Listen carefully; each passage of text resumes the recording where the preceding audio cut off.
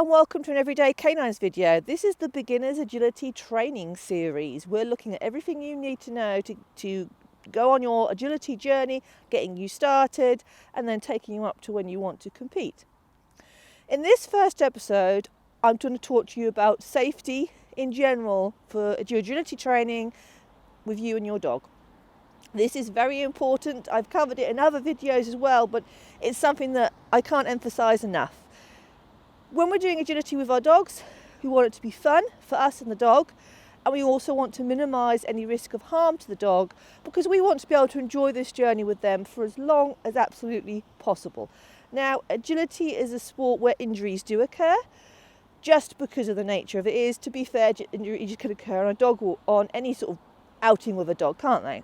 But we can minimize the risks and dangers, not put our dog deliberately in danger of being injured by doing certain things. And as we get to various obstacles, we'll talk about that more. Another reference is the A to Z of Agility series. That'll talk to you all about the technical aspects of all the equipment. It will talk to you about the terms used, the cues used for them, and it will also do a lot of things about safety. I just want to cover a few aspects of agility quickly here before we get going, so that you can enjoy your journey safely. And it's very important at the start of our journey to know what is safe, what isn't, and how to go about managing any risks we might perceive that come up at agility. So first of all, I want to recommend you look at the Kennel Club rules and regulations. And that sounds like, whoa, that's a big heavy document. I know it is. Now, you can skip and go to the A to Z of Agility where we cover a lot of it, but it doesn't hurt to have that as a reference, because in that is laid out all the specifications of how the equipment should be, things like distances between obstacles, safe ways of taking obstacles. It's laid out for the judges, and the reason it's done like that, there's been lots of research done to turn those rules to enable them to be the safest options for the dogs. There's been scientific research done, things like how wider spacing is best between obstacles. For again, that's not necessarily something that people always recognise. I've seen people putting jumps and asking the dog to do a jump really close together, and you're going, oh no. But people don't know. They don't realise the strain that is putting on a dog's body, and if done repeatedly, it could risk an injury. So this Kennel Club rules have been put down to make the sport as safe as possible for the dogs. And that is a good guide to start you with. I want you to have that to hand, because if you go out and find yourself a club, unfortunately agility is unregulated, and anybody can start an agility club.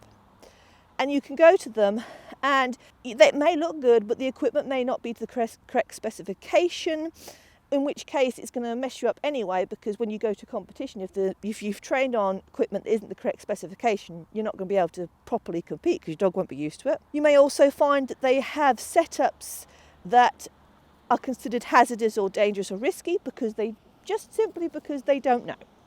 If they're not following the regulations and they're not up to speed with them, they perhaps don't know that having jumps this close together could damage a dog. Same thing, you might find they set up things on obstacles or around obstacles that are actually very hazardous.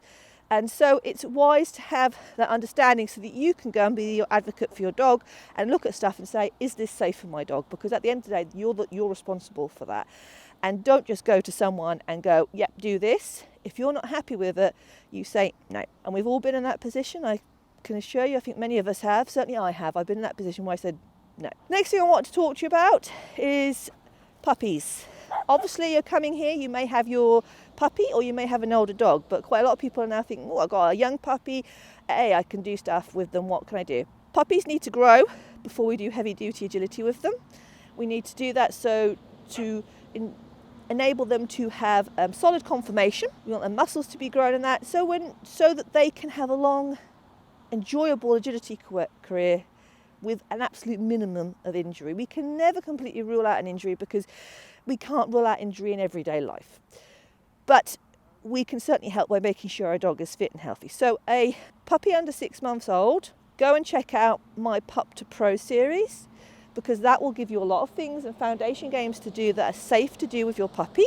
Also, we're going to be doing a Hoopers series. Now, Hoopers is when the dogs run through hoops like this. And I have found these incredibly useful for building up foundation.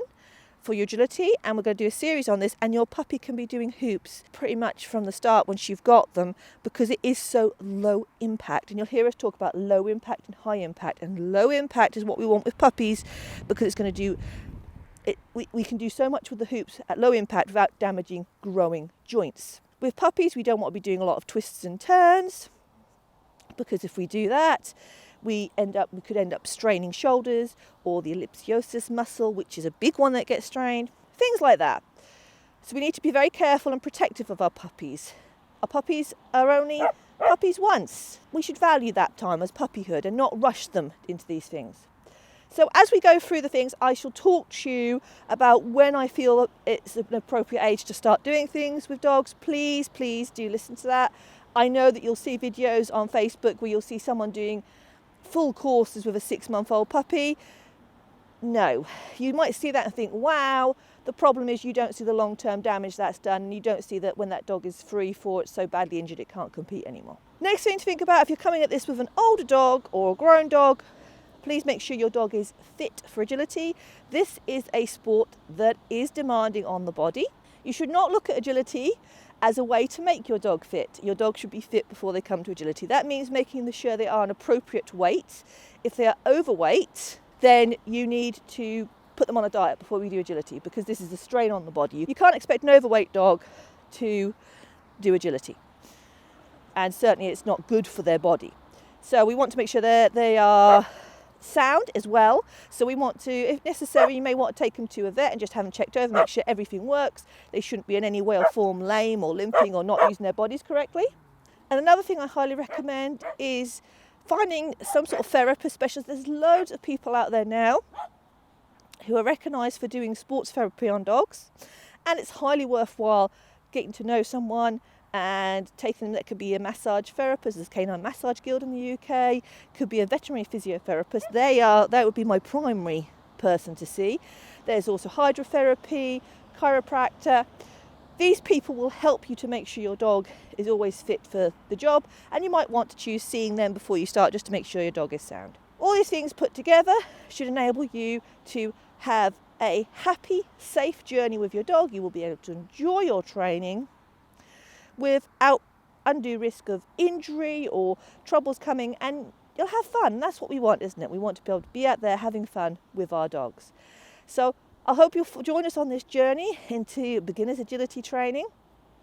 And you can find us on YouTube, and you can subscribe to the channel. And if you click the bell icon, you'll get notifications when new videos are coming out. And you can also follow us on Facebook and Instagram. And I hope to see you all again very, very soon.